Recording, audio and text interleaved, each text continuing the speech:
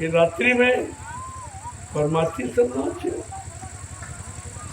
इतनी भीषण गर्मी उमस में, दिन में कितनी धूप होती, टेम्परेचर कहाँ चला गया, लेकिन प्रेमी यहाँ दिन में भी सेवा करते। इनको देखिए, इनकी सराहना करो कि वही तपस्वी हैं जिन्होंने पहले क्या तपस्या करके भूमि को पवित्र बना दिया, वही फिर जीवन धारण करके अपनी भूमि को पाक साफ निर्मल पवित्र बनाने आ गए और अपनी भूमि पर जीवों का काम करने आ गए।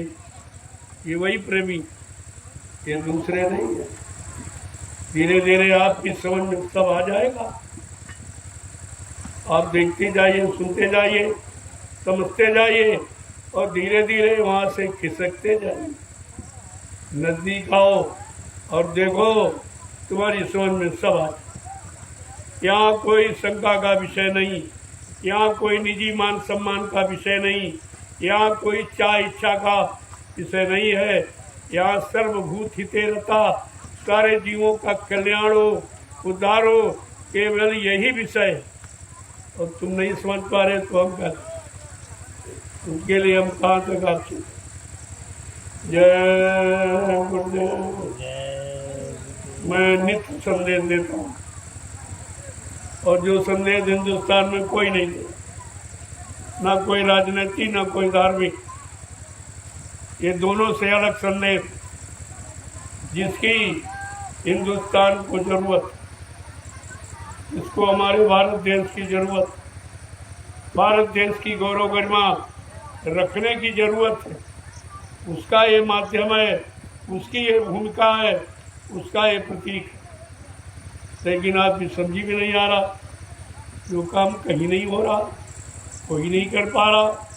तुम दिन में लोगों से परिश्रम नहीं करा पाए तो दिन में परिश्रम करती है मशीनें, सब परिश्रम मशीनें करती हैं। इंसान बीमार हो गया, कमज़ोर हो गया, विषयी भोगी हो गया, लिहाजा उम्र कम हो गई। तो आप देख रहे हो सब। इनसे अगर बचना है तो फिर आपको शाकाहारी बनना ही। बिना शाकाहारी बने किसी चीज़ को तुम समझ ही नहीं सकते हो।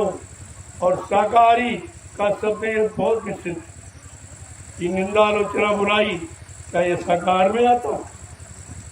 दूसरे की निंदा चुगली बुराई और अपनी सत्संगी की गुरु भाई की बुराई, अपने टाटदारी की बुराई टाटदारी करे, ये कौन सा शाकाहारी सिद्धांत है? शाकाहार में बहुत कुछ है जो तुम्हारे बस का भी है ही नहीं। तो मोटा मोटा आपसे कहा जा रहा कि मुर्दा मांस और बुद्धि नासर नशा, ये पीना बंद करो। बस दो बातें कही गई, अभी तो बहुत कुछ बाकी पड़ा। ये शाकाहारी में तो बहुत कुछ आता है। झूठ बोलना, छल कपट करना, वादा खिलाफी करना, प्रचार कुपचार करना, क्या ये शाकाहार में आता? अरे पहले शाकाहारी की परिभाषा तो समझो। अभी आप शाकाहारी हो कहाँ? बनाया जाए, बनने की बात आपसे कही जाए कि आप शाकाहारी हो जाओ तो सारी मुसीबत और सारे कष्ट और सारी बीमारी और सारी ये व्यवस्था जो छिन्न भिन्न लोगों ने कर दी, ये सब ठीक हो जाए। कुछ आपको नहीं करना, सिर्फ आप शाकाहारी हो, चरित्रवान बन जाओ, अच्छे काम करने लगो, अच्छे कामों में अपनी रुचि बढ़ाने लगो, तो ये बिगड़ा काम सब ठीक हो जाएगा। जो लोगों ने बिगाड़ा और झूठ कह के वादा, झूठा वादा करके और कर कुछ नहीं पाए, ये काम महात्माओं का है, क्योंकि ये सब महात्माओं का देश है। ये नेताओं का देश कभी नहीं रहा। ये 70 साल की आज़ादी में आपने नेताओं को बैठा दिया, लिहाजा क्या हुआ? परिणाम सब बिगड़ गए, सब ध्वस्त हो गई व्यवस्था। क्योंकि नेता कौन है? जो सबसे सब कुछ लेता और किसी को कुछ न देता, उसको कहते नेता। इनकी जरूरत नहीं है। नेता का मतलब सही नेतृत्व करने वाला, सबको सुख शांति प्रदान करने वाला, सबको न्याय सुरक्षा रोजी रोटी देने वाला, और सबके कष्ट मुसीबत को दूर करने वाला, उसको कहते नेता। नेता केवल एक सुभाष चंद्र बोस, जिसने नेतृत्व करके अंग्रेजों को देश से भगा दिया और भारत को एक नई दिशा आज़ादी की दी थी, वो था नेता। इन लोगों ने उस नेता की बनाई भूमिका व्यवस्था को बिगाड़ एकदम ध्वस्त कर दिया। ये नेता कहलाने के अधिकारी नहीं है। और आप नेता शब्द की परिभाषा नहीं जानते हो, इसीलिए आप समझ नहीं पाए हो।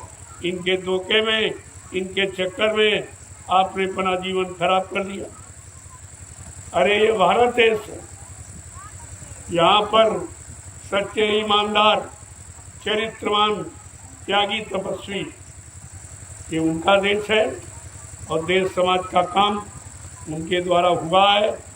इन नेताओं के द्वारा, अध्यक्ष मंत्रियों के द्वारा, वक्ताओं के द्वारा ये धार्मिक धारा पर परिवर्तन न कभी हुआ और न कभी होगा।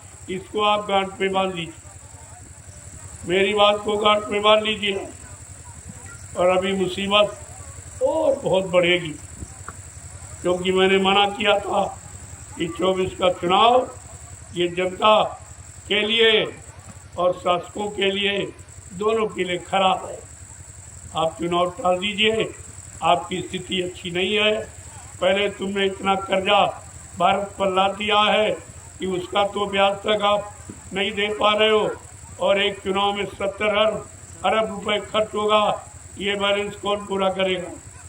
पढ़े लिखे होकर आपने इस पर कोई विचार नहीं किया, क्योंकि ये सब लोग उसी में, सबने ये काम किया है। तो चोर चोर वो सौतेबाजी, वो इसकी बात नहीं करेंगे कर्जे की, और सब बात कहेंगे। बाबा जी ने ऐलान किया था कि वोट हमारा वहाँ पड़ेगा, जो ब्याज हमारा माफ़ करेगा, हम पर शासन वही करेगा जो ब्याज हमारा माफ़ करेगा। ये बाबा जी का संदेश सारे हिंदुस्तान में प्रसारित हुआ और प्रेमियों को ये मंत्र के रूप में माला पर जपने का अधिकार दिया गया। लेकिन प्रेमी भी भ्रमित हो गया, उसके भी समझ में कुछ नहीं आ रहा कि गुरु का संदेश क्या है, गुरु का आदेश क्या है और क्यों दिया है कि देश की खुशहाली अब इनके द्वारा नहीं, वो संत महापुरुषों की भूमिका के द्वारा हो। बात तो समझ में लोगों को आई, लेकिन सब आ जाएगी। कुदरत सबको समझाना जानती, वो 1 मिनट में इन सबको समझा देगी। अभी संतों का वरद हस्त आपके सिर पर है कि शायद अब मान जाए, अब समझ जाए, अब ठीक हो जाए। झूठ बोलना, वादा खिलाफी करना बंद कर दे, झूठा संदेश देना बंद कर दे। ये मौका आपको दिया, नहीं मानोगे तो ये चार्ज कुदरत के हाथ में जाने ही वाला है, सबकी अकल ठिकाने हो जाए। इस बात को गांठ में बांधी। मैं रोजी संदेश दे रहा हूँ, पहले भी दिया, आज भी देता हूँ। इसका रिजल्ट, इसका परिणाम अच्छा नहीं होगा। जो आपने मेरी बात नहीं मानी, मेरी प्रार्थना नहीं स्वीकार की है, इसका परिणाम अच्छा नहीं होगा। आपने मनमानी करके जब जब लोगों ने महात्माओं की बात नहीं मानी, देश संकट में चला गया, उसका राज भी समाप्त हो गया। राज में रहने वाले, परिवार में रहने वाले कोई नहीं बचा, सर्वनाश हो गया। बात आप भूल गए महाभारत, महात्मा विदुर की बात अगर मान लेते तो विनाश नहीं होता। महात्माओं ने हमेशा देश समाज को बचाने का और राजा और प्रजा को सुरक्षित रहने का उनका मान सम्मान अधिकार बना रहे, महात्माओं ने हमेशा आगाह की। और आप भूल गए पिछले इतिहास को और वर्तमान में संदेश को। फिर तुम जानो, तुम्हारा काम जाने। मेरा जो फर्ज है मैं अदा कर रहा हूँ। और जय गुरुदेव।